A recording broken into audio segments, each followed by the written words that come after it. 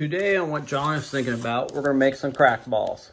Today, so what I did is I take 3 cream cheese, it doesn't matter. Got 1 Philly and 1 Great Value. It doesn't matter what kind.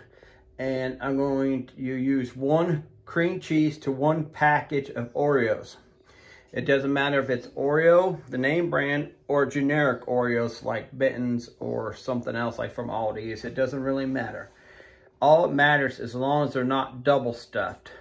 So 1 Oreo package to 1 cream cheese. Now you take your cream cheese and we're going to do 3 packages of them, and you let the cream cheese sit out all day. They got to be really soft, so you should be able to smash it with your thumb like this. So then when you smash up the Oreos, you can put them in a processor or put them in a bag and smash them with this. I'm going to put them in a Ziploc bag and smash them all down with this side. Not this side because they'll break the bag. Smash them like this.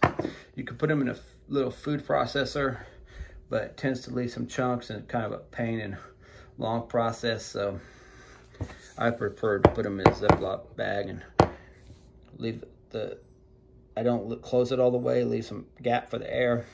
Then I smash them all up. Then we'll be back and I'll show you what you do after that. So what I like to do is smash up all my Oreos first. So there's 1 gallon size bag full, 1 package actually, 1 in there with cream cheese, and I have an extra bowl full. So I'm doing 3 packages of Oreos. And then what I'm gonna do is mix this with cream cheese into little balls. Mix this together, then make them into little balls, which I'll show you. And I'll put this Oreos into here, put a cream cheese into here, then mix them again. Then do the same process over again with this bag. And I'll show you when I'm done. So that's what it looks like when it's all mixed up. Then I'm gonna take my cookie. It's like an ice cream scoop, but it's actually made for cookies. And I'm going to scoop it up like that and put it on here.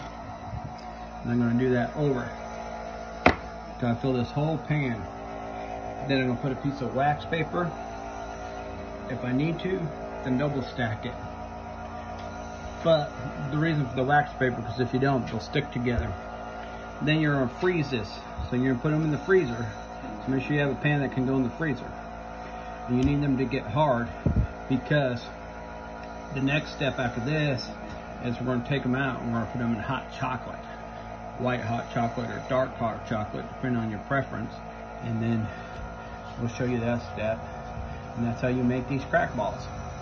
That's what we call them, because they're like crack, is what people say. When you start eating them, you can't stop. So, and that's how we do this process. And we do this over until we get this pan full. As you can tell, the whole thing is full.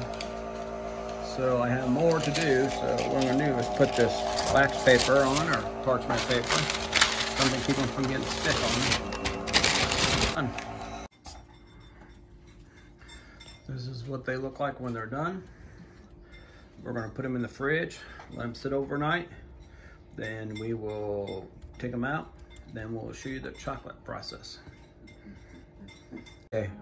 Now we're going to cover the crack balls in chocolate. So I bought the almond bark in the chocolate, and we broke it up because you can kind of see it's in squares. So we broke it up and put it in a glass bowl. You could either heat this up in the microwave to melt it, or you could do a double boiler. I'm doing the double boiler because I like this method better. I feel like the chocolate melts smoother doing it this way. And the way you do this is you put some water in a pan and you get a glass bowl, put your chocolate in the bowl, and you set the bowl on top of the pan with the water in it. And you're gonna put this on your stove, and you're gonna turn this on and turn it on till it starts to simmer. As the water heats up, it's gonna heat up the water, or it's gonna heat up the glass, and your chocolate will start to melt. So that's what we're gonna do. I'm gonna go over to the stove and we'll get started on heating it up and melting it. So as you can see, it's starting to melt.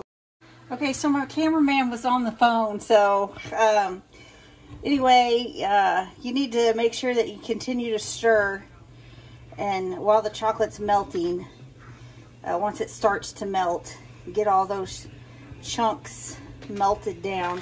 I did turn my stove down to low, so that it's now on low. I don't want the chocolate to burn.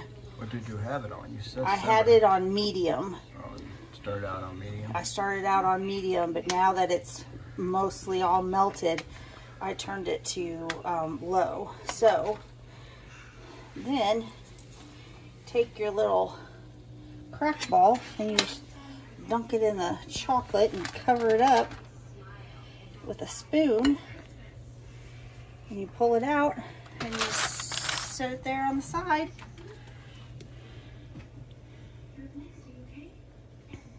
It's pretty simple. Pretty simple. And just let it cool? And just let them cool, yep. And they'll harden. That's all you have to do? That's all you have to do. Can we put them in the fridge when they're done? Yeah, you can once you've got them all coated. I would put them in the refrigerator. And I would actually store these in the fridge also. Okay. Well, that's how you guys make crack balls, or... And then you could decorate these however you want. You could get some white chocolate and melt the white chocolate and drizzle over top of them to kind of give it a little fancier, you know, look to them. You can get some Christmas sprinkles and sprinkle on them if you want. To kind of... You could use white chocolate, chocolate. Yeah, you can actually... you could dunk them in white chocolate and then do chocolate drizzles on them if you wanted to. What is their official name? Well, some people call them crack balls. Some people call them Oreo truffles. Just kind of depends on, I guess, where you're from. And some people call them Oreo cream cheese balls. Okay. Well, that's how you make them. Recommend storing them in the fridge until you're ready to hand them out.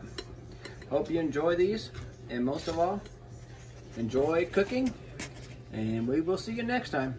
Have a wonderful day.